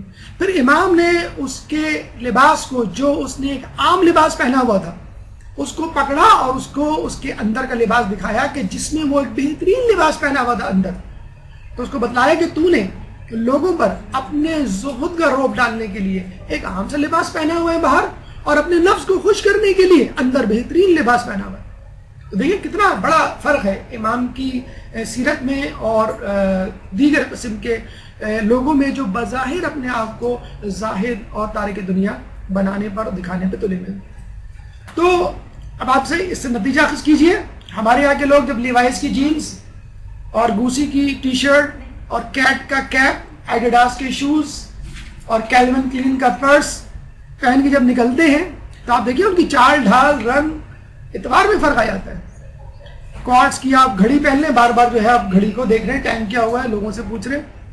موبائل آپ لے لیں، نہ چاہتے بھی بار بار نکالیں گے. کچھ نہیں تو بھائی لائٹ کا میں ذرا ٹارچ لا کے دیکھ لوں، الارم لگا لیں گے بے وقت کا، اسی وقت بجے گا جب آپ لوگوں کے درمیان بیٹھے ہوئے. او سوری، میں نے جو فجر کا الارم لگایا تھا 4:30 کا، اے ایم کی جگہ پی ایم لگ گیا. نماز شب بھی بتا دیا آپ نے کہ دیکھیں میں نماز شب اور فجر کا پابند ہوں، اور موبائل بھی اس بہانے دکھا دیا. تو بس آدمی تڑپ رہا ہوتا ہے. گاڑی لے لیں تو بار بار اداروں کو فون کر رہے ہیں کہ ہم نے جو ہے وہ گھومنے جانا تھا، آپ کیا آنا تھا، آئیے ذرا، یا آپ آ جائیں یا ہم آ جائیں. کسی طرح جسے کہتے ہیں چابی لہراتے ہوئے جا رہے ہیں کہ بھئی کون سی ماڈل کی گاڑی ہے. تو ہم تڑپ رہے ہوتے ہیں اپنے لباس کو دکھانے. دیکھیے اب برا ماننے والی بات نہیں ہے، ہم خواتین کا مجمع ہے، لیکن امام کی روایت ہے، اس لیے میں آپ کو عرض کر رہا ہوں. امام کی روایت ہے اپنی خواتین کو کم لباس سلوا کر باہر نکلنے سے روکو. عورت جب اچھا لباس پہنے گی تو اس کو دکھانے کے لیے باہر نکلے گی. ایک اچھا سا رنگ برنگا اسکارف بھی آدمی خرید لینا، یعنی آدمی کا مطلب ہے عورت، تو اس کو دکھانے کے لیے وہ تڑپ رہی ہوتی ہے کہ سیٹرڈے کب آئے، یا جمعہ کب آئے، یا ہم سسرال کب جائیں، یا ہم کسی، میں آپ کی بات نہیں کر رہا قطعی طور پہ، آپ لوگ غلط نہ لیں، میں اوروں کی بات کر رہا ہوں. تو یہ حقیقت ہے کہ انسان جب کوئی چیز خریدتا ہے تو وہ تڑپ رہا ہوتا ہے. دیکھیں اللہ تعالیٰ نے حدیث قدسی ہے کہ اے انسان، سنیے، اے انسان میں نے کائنات تیرے لیے تخلیق کی اور تجھے اپنے لیے تخلیق کیا. اے انسان میں نے تجھے اس لیے تخلیق کیا کہ میں پہچانا جاؤں، اور ہم کیا کر رہے ہیں؟ میں پہچانی جاؤں، میں دیکھی جاؤں، میری تعریف کی جائے. یہ مرد اور عورت دونوں ہی کسی نہ کسی اعتبار سے، مرد کو ہم کہہ سکتے ہیں status wise, job wise, career wise اپنے آپ کو پروجیکٹ کرنے میں مصروف ہے. جو اس وقت اسٹیٹس ہے، ہمارے فیس بک کا اسٹیٹس ہے، جو ہمارے واٹس ایپ کا اسٹیٹس ہے، جو بدستور تبدیل ہو رہا ہوتا ہے. وہ کیا ہے؟ اپنی شخصیت کی پروجیکشن. تو اللہ چاہتا ہے کہ میری پہچان کروائے بندہ، اور بندہ کیا چاہتا ہے؟ اللہ کو وسیلہ بناتا ہے اور اپنی پہچان کرواتا ہے. تو امام اپنے نفس کو ذلیل کرنے کے لیے عام لباس پہنا کرتے تھے، اور لوگوں کو دکھانے کے لیے، دکھانے کا مطلب ہے لوگوں میں کھپنے کے لیے. اب دیکھیں شادی بیاہ کی تقریب ہے اور آپ ایک عام سا لباس پہن کے چلے گا اپنے آپ کو زاہد اور جسے کہتے ہیں عابد ثابت کرنے کے لیے. دیکھیں بہترین زہد کو چھپانا ہے. بہترین زہد کو چھپانا ہے، یعنی آپ کو دنیا سے محبت نہیں کرنی اور اس نفرت کو چھپانا بھی ہے. یہ نہیں کہنا کہ مجھے کھانے سے کوئی رغبت نہیں، مجھے اچھے لباس سے کوئی رغبت نہیں، اچھی سواری نہیں چاہیے، اچھا نہیں، سب کچھ چاہیے، لیکن یہ چیزیں اللہ کی محبت میں رکاوٹ نہ بنے. نشست آپ دیکھ لیجئے، ہم کلاس میں سب سے پہلے اس لیے آتے ہیں کہ دیوار سے ٹیک لگانے کی جگہ ملے. میں آپ کی بات نہیں کر رہا، میں اوروں کی بات کر رہا ہوں. ہم دیوار سے ٹیک لگانے کے لیے آتے ہیں، ایسی جگہ بیٹھتے ہیں جہاں پاؤں پھیلا کے بیٹھنے کا موقع مل جائے. امام کے بارے میں ہے کہ اگر وہ لوگوں میں بیٹھے ہوتے تو کبھی دیوار سے ٹیک نہ لگاتے. اب آپ اندازہ لیں، امام لیڈر ہے، رہنما ہے، رہبر ہے، کائنات کا امام ہے وہ، اور اس کو یہ روا نہیں کہ اگر میں کسی کے ساتھ بیٹھوں تو ٹیک لگاؤں کہ لوگ سمجھیں کہ میں ان سے برتر ہوں. امام نہیں چاہتے کہ لوگوں کے درمیان میں ثابت کروں. جو ہم کہتے ہیں نا باڈی لینگویج، باقاعدہ اس پہ کتابیں لکھی جا رہی ہیں. آپ پڑھیں ویب سائٹس پہ جا کے باڈی لینگویج کیا کچھ کہہ رہی ہوتی ہے. NLP نیورو لنگوسٹک پروگرامنگ باقاعدہ ایک سائنس ہے. اس میں کہا جاتا ہے اگر آپ کو کنونس کرنا ہے اپنے سامنے والے کو، کم از کم اتنا کریں آپ کہ جس طرح وہ بیٹھا ہے، جس انداز سے وہ جو ہے آپ کو سن رہا ہے، آپ اس انداز سے اس کو سنیں، اس طرح بیٹھیں. وہ بڑا سمٹ کے اور ادب سے بیٹھا ہوا ہے، آپ جو ہے اکڑ کے اور ٹیک لگا کے بیٹھے ہوئے، تو اس کا مطلب ہے آپ ایک تکبر و نخوت کا مظاہرہ کر رہے ہیں. یہ بچوں کے ساتھ بھی ہونا چاہیے. بچہ جو ہے توتلی زبان میں جو ہے اپنی گلی کے کرکٹ کے قصے سنا رہا ہے، آپ جو ہے وہ اکڑ کے بیٹھے ہوئے، اچھا بیٹا جلدی جا کے منہ دھو کے آ جاؤ، تمہارا کھانے کا ٹائم ہو گیا ہے. تو آپ اسی طرح بچے کو فیشل ایکسپریشن دیں کہ امی میں نے جو ہے لاسٹ بال پہ چھکا مار کے اپنی ٹیم کو جتا دیا. اچھا کیسے مارا تھا دکھاؤ. کتنی مائیں جو ایسے کہتی ہوں. ہمیں بس یہ فکر ہوتی ہے کہ بیٹا جو ہے بس ہماری ساری باتیں مان لے، اپنی باتیں نہ کرے. باڈی لینگویج باقاعدہ ٹیچ کی جا رہی ہے، بتائی جا رہا ہے لوگوں کو کہ جس طرح آپ کے سامنے والا بیٹھا ہے، کھڑا ہے، آپ بھی اسی طرح بیٹھے اور اسی طرح اس کو سنیں. امام محفل میں ہوتے تو ٹیک لگا کے نہ بیٹھتے. سن کے حیرت ہوگی آپ کو، بلکہ آپ دیکھ لیں، آپ دیکھتے ہوں گے ARY، جیو، سما، دنیا تمام چینلز پہ ٹی وی اینکرز کو دیکھ لیں آپ کس طرح وہ بیٹھتے ہیں. کبھی ٹیک لگا کے نہیں بیٹھتے. ایریکٹ پوسچر میں ہوتے ہیں، ان کی کمر ایریکٹ پوسچر، بالکل سیدھی کمر ہوتی ہے. اگر وہ ٹیک لگا کے بیٹھ جائے تو ان کی کمر میں کیا کہتے ہیں اس کو، کمب آ جائے، کنکیو ہو جائے. ہمیشہ ان کو ہدایت کی جاتی ہے کہ آپ کو ایریکٹ بیٹھنا ہے، بالکل سیدھا بیٹھنا ہے، آپ کو جو ہے وہ ٹیک نہیں لگانی ہے. اتنے پرانے زمانے کی بات کہ امام کہہ رہے ہیں، امام جو ہے ٹیک نہیں لگاتے تھے. آج ٹی وی اینکرز کو باقاعدہ ٹیچ کیا جاتا ہے کہ باڈی لینگویج کیسی ہونی چاہیے. جب آپ کسی کے سامنے بات کریں، بیٹھیں، خبریں پڑھیں تو آپ ٹیک لگا کے نہ بیٹھیں. امام کسی کے سامنے پیر پھیلا کے نہیں بیٹھتے تھے. آج کل ہمارے بچے دیکھیے، ٹانگ پہ ٹانگ رکھے میز پر چپس کھا رہے ہوتے ہیں، کولڈ ڈرنک پی رہے ہوتے ہیں، امی آ جائیں، ابو آ جائیں، زلزلہ آ جائے، طوفان آ جائے، ملک الموت ہو جائے، کسی سے نہیں ڈریں گے. ہٹے سامنے سے، ہٹ جائے، کارٹون آ رہا ہے میری پسند کا، ہٹ جائے، چھکا لگنے والا ہے، اسی بال پہ آؤٹ ہو گیا، امی آپ کی وجہ سے آؤٹ ہو گیا، آپ سامنے آ گئی. تو یہ ہم جو کر رہے ہیں وہ ہمارے بچے بھی کر رہے ہیں. تو آپ کا جو انداز دیکھیں، ہمارے زمانے میں یہ ہو کرتا تھا، اگر ہمارے ابو کمرے میں آ جاتے تھے تو تمام ایکٹیویٹیز پہ ہڑتال، بالکل ختم سب کچھ، اٹینشن، آپ کھڑے ہو جائیں بالکل. اور پھر وہ آ کے آرڈر دیں گے، کیا کر رہے تھے، یہ کر رہے تھے، اچھا ٹھیک ہے کنٹینیو کرو. کیا کر رہے تھے، یہ کر رہے تھے، کیوں کر رہے تھے، جاؤ جا کے پڑھو. ساری ایکٹیویٹی ختم، اب آپ فیصلہ کریں. اب آپ آ گئے. آپ نے بیگمات کو دیکھا ہوگا نا کہ جو کچھ بھی کر رہی ہوتی ہیں، 5:30 بجے شوہر نے قدم رکھا، سارے شٹر گری آتے ہیں، جیسے کہتے ہیں کہ کوئی ہڑتال والا سین ہو. جی فرمائیے کیا چاہیے آپ کو. سب سے پہلے نہیں کچھ نہیں چاہیے، آپ جو ہے مجھے چائے دے دیں، اس کے بعد پھر بعد میں بات ہوگی. تو یہ انداز ہونا چاہیے اپنے بڑے سے بات کرنے کا، یا آپ کا بڑا جو داخل ہو، اپنے بچوں کو بھی سکھائیے کہ جب کوئی بڑا داخل ہو کمرے میں تو آپ کو کس طرح، اگر کھڑے نہیں ہو سکتے کم از کم سمٹ کے بیٹھ جائیں.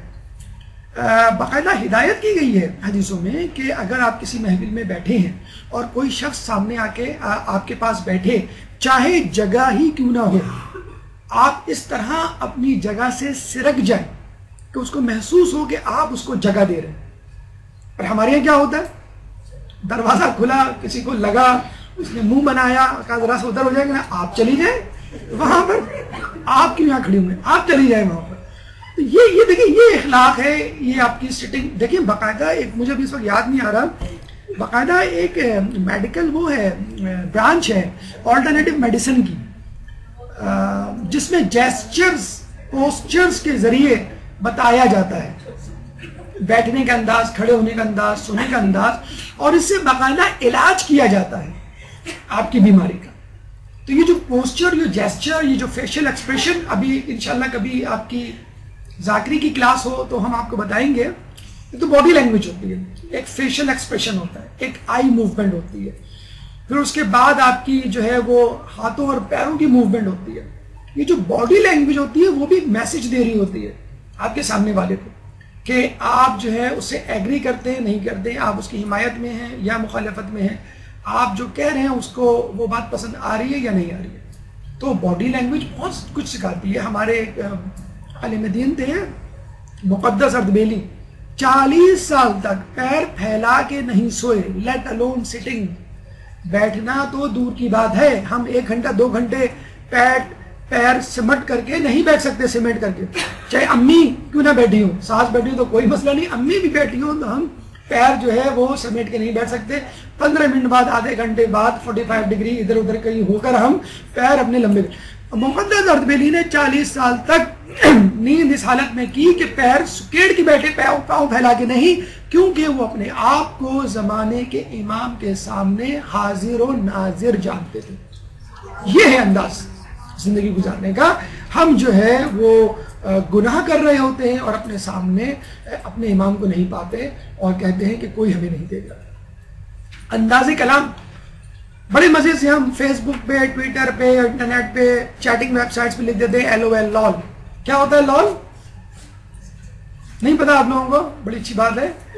لاف آؤٹ لاؤڈر، کوئی بھی بات لکھی اپنے مزاحیہ، جوک سنایا، کریک کیا، اپنے کو جوک آگے لکھ دیا لول، لاف آؤٹ لاؤڈر، یعنی ہنسنے کی بات ہے، قہقہ لگاؤ۔ منع کیا گیا ہے قہقہ لگانے کو، آواز کے ساتھ ہنسنے کو۔ رسول اپنے حجرے سے باہر نکلتے ہیں، مسجد نبوی میں کچھ لوگوں کو قہقہ ہنستا بولتا ہوا دیکھتے ہیں تو رسول کہتے ہیں کہ اگر وہ تمہیں باتیں معلوم ہوتی جو مجھے معلوم ہے تو تم ہنستے کم روتے زیادہ۔ اسلام نے حوصلہ شکنی کی ہے ہنسنے والوں کو، ہاں تبسم کے لیے حوصلہ افزائی کی ہے، بلکہ یہ کہا گیا ہے کسی مومن کو دیکھ کر کسی مومن کا مسکرانا ایک صدقہ ہے۔ خود اصحاب رسول اس بات کے گواہ ہیں کہ ہم نے رسول سے زیادہ کسی کو مسکراتے ہوئے نہیں دیکھا، اسمائلنگ فیس جسے کہتے ہیں۔ تو ہنسنے سے بہتر ہے کہ انسان مسکرائے۔ قہقہے سے یعنی آواز کے ساتھ ہنسنا جو ہے وہ ڈسکریج کیا گیا ہے، اور یہ کہتے ہیں کہ حماقت پیدا کرتا ہے، عقل کم کرتا ہے، بہت زیادہ ہنسی مذاق جو کہ اس وقت ہمارے معاشرے میں بہت زیادہ ہو گیا ہے، حتیٰ کہ ہمارے خبریں جو ہے وہ جو ہے جب پڑھی جاتی ہیں تو وہ اس میں بھی ایک طنز اور مزاح کا پہلو آ گیا۔ ہمارے زمانے میں 9 بجے خبرنامہ آتا تھا، زبیر الدین ایک ہوا کرتے تھے، ان کو زندگی میں کسی نے مسکراتے بھی نہیں دیکھا۔ کبھی کوئی غلط خبر دینی ہو، سنجیدہ خبر دینی ہو مثلا ماشاء اللہ کی، تو وہ آگے خبر دیا کرتے تھے۔ لوگ کہتے تھے کہ ہاں ان کو دیکھ کے یقین آ جائے کہ واقعی ماشاء اللہ لگ گیا یا ملک کے حالات خراب ہیں، ان کو کبھی کسی نے ہنستے بھی نہیں دیکھا۔ اور امپاسبل، ناممکن ہے کہ 9 بجے کے خبرنامے میں کوئی نیوز کاسٹر ہنس دے، امپاسبل۔ آج جو ہے وہ ہنسے بولے بغیر، طنز کیے بغیر لوگ جو ہے وہ اپنی زبان سے خبر ہی نہیں نکالتے اور لوگوں کو ہضم بھی نہیں ہوتے۔ ملنساری، دیکھیں تواضع انکساری کے بارے میں کہا جاتا ہے کہ ہر چیز، ہر نعمت، ہر عبادت، ہر خصوصیت کردار اللہ تعالیٰ دیتا ہے، توفیق جسے کہتے ہیں نا، اللہ میں توفیق دے عبادت کی، اللہ میں توفیق دے خوش اخلاقی کی۔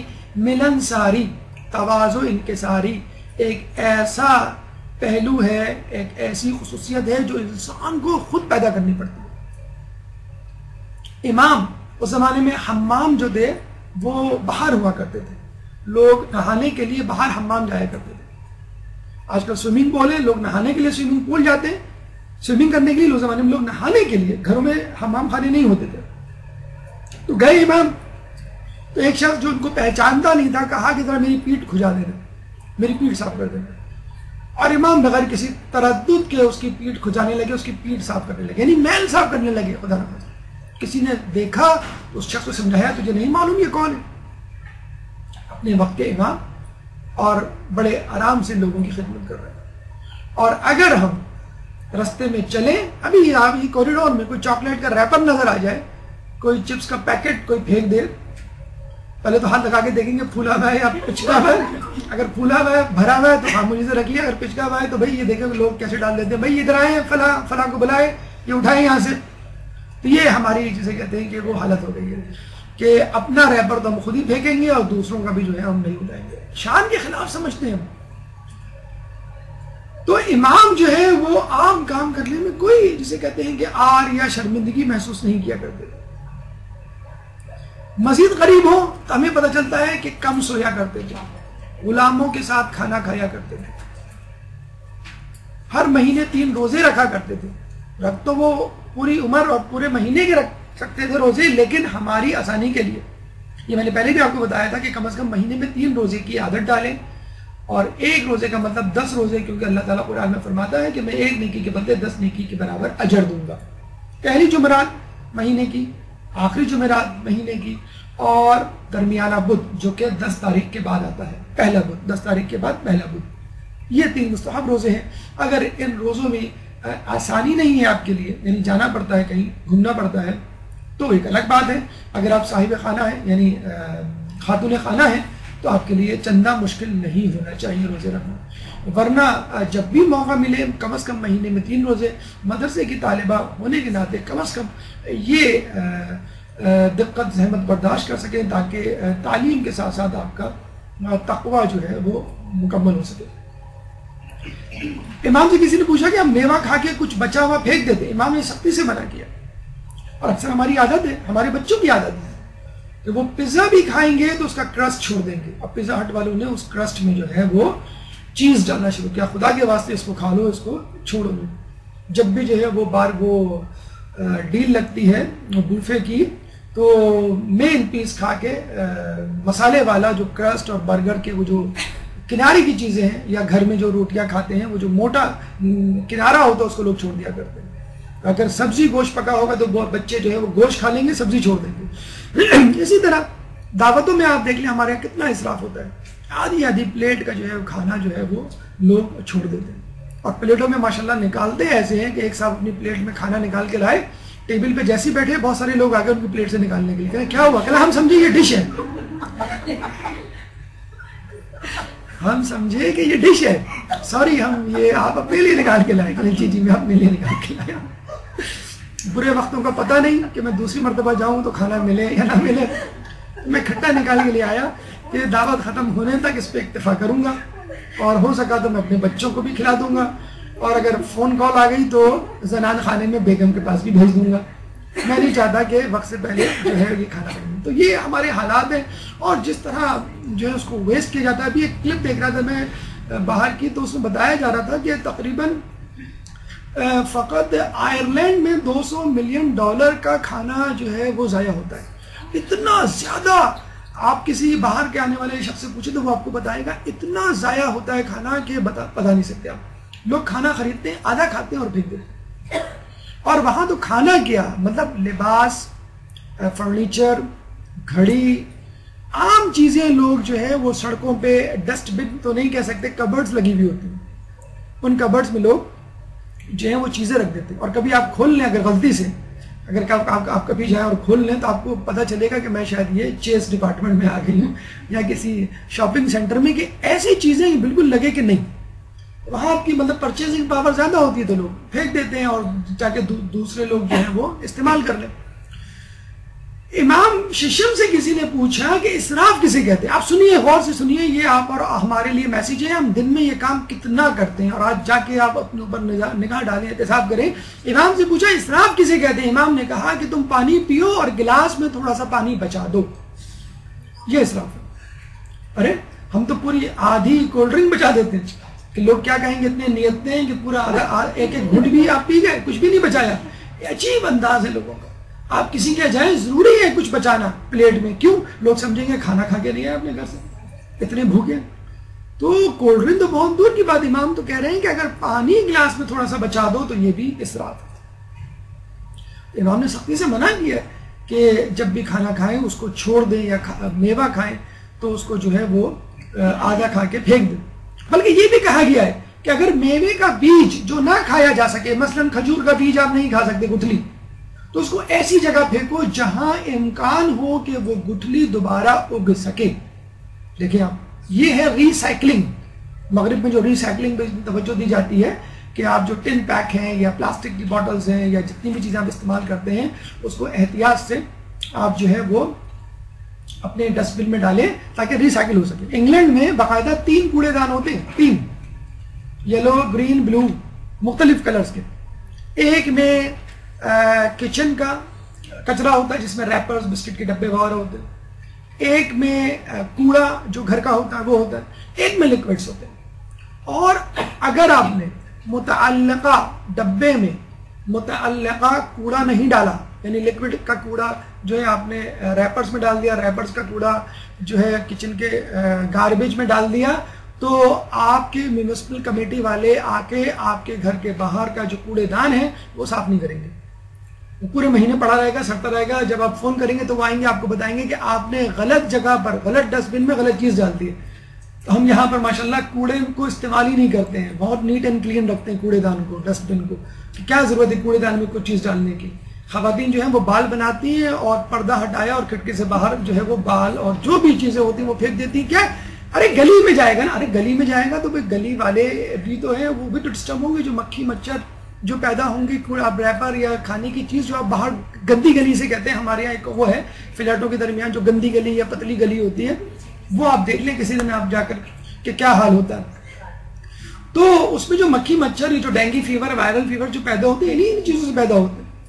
صدقہ و خیرات, دیکھیں ہم لوگ کتنا سوچ سمجھ کے اپنی جیب سے نکالتے ہیں. پہلے بات تو یہ کہ ہم کوشش کرتے ہیں کہ خمس وغیرہ بھی بچ جائے, صدقہ و خیرات تو بہت دور کی بات ہے. امام نے ایک دفعہ روز عرفہ اپنے گھر کا تمام سان راہ قرآن خدا میں دے دیا, اور کسی نے جو ہے توجہ دلائی, پریشان ہو کے امام یہ کیا کر رہے تھے. امام نے کہا کہ ایسا کام کرنے سے انسان کو آر محسوس نہیں ہونی چاہیے, پریشان نہیں ہونا چاہیے کہ جس کے بدلے میں اس کو قدر و منزلت میں اضافہ ہو. ان تمام در خصوصیات کے باوجود اپنے چاہنے والوں کو نصیحت کیا کرتے تھے کہ دیکھو ہر روز شام کے وقت تمہارے اعمال امام کے حضور پیش ہوتے ہیں, ایسے بن جاؤ کہ جیسے ان کے شیعوں کو ہونا چاہیے. شب جمعہ آپ نے سنا ہی ہوگا, لیکن ہر روز شام کے وقت بھی اعمال پیش ہوتے ہیں.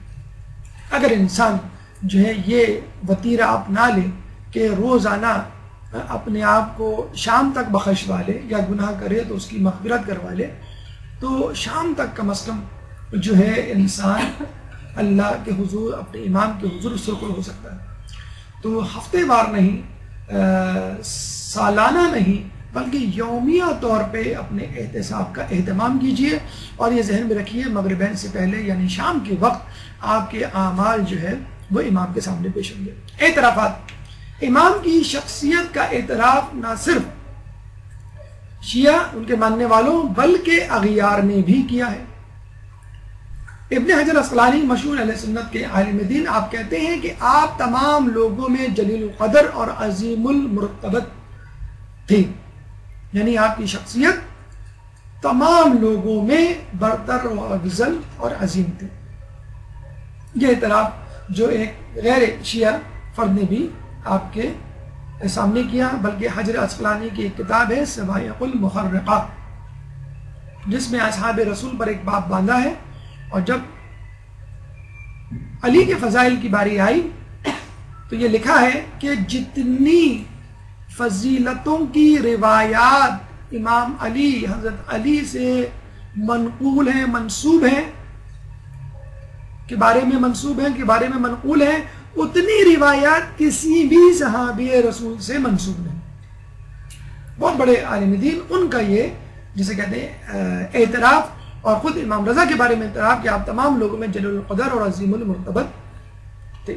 عبد الرحمن جامی مشہور صوفی بزرگ کہتے ہیں کہ آپ کی باتیں یعنی امام علیہ السلام کی باتیں حکیمانہ، عمل درست، کردار محفوظ، عن الخطا تھا۔ جب ہم اپنے ائمہ کو معصوم کہتے ہیں تو دلیل کے ساتھ کہتے ہیں، تواریخ کے ثبوت کے ساتھ کہتے ہیں، حیات طیبہ کی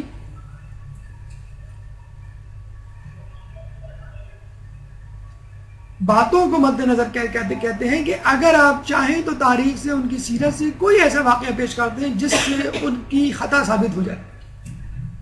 الحمدللہ خود تاریخ اس بات پر گواہی دیتی نظر آتی ہے کہ ہمارے اہل بیت، ہمارے ائمہ تمام کے تمام معصوم تھے۔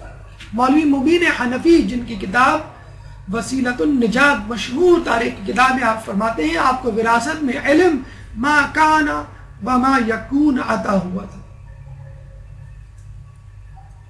یعنی آپ کا علم جہانوں کے علم پر محیط تھا، جو ہوا اور جو نہیں ہوا۔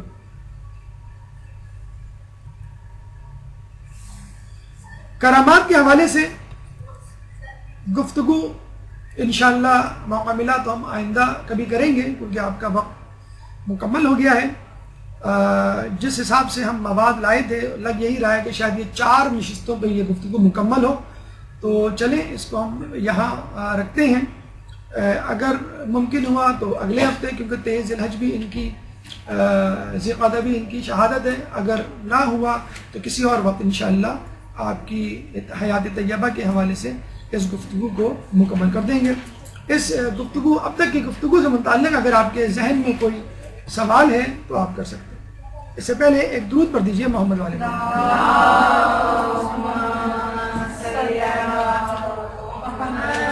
برحمتك يا أرحم الراحمين وصلى الله على محمد وآله الطاهرين۔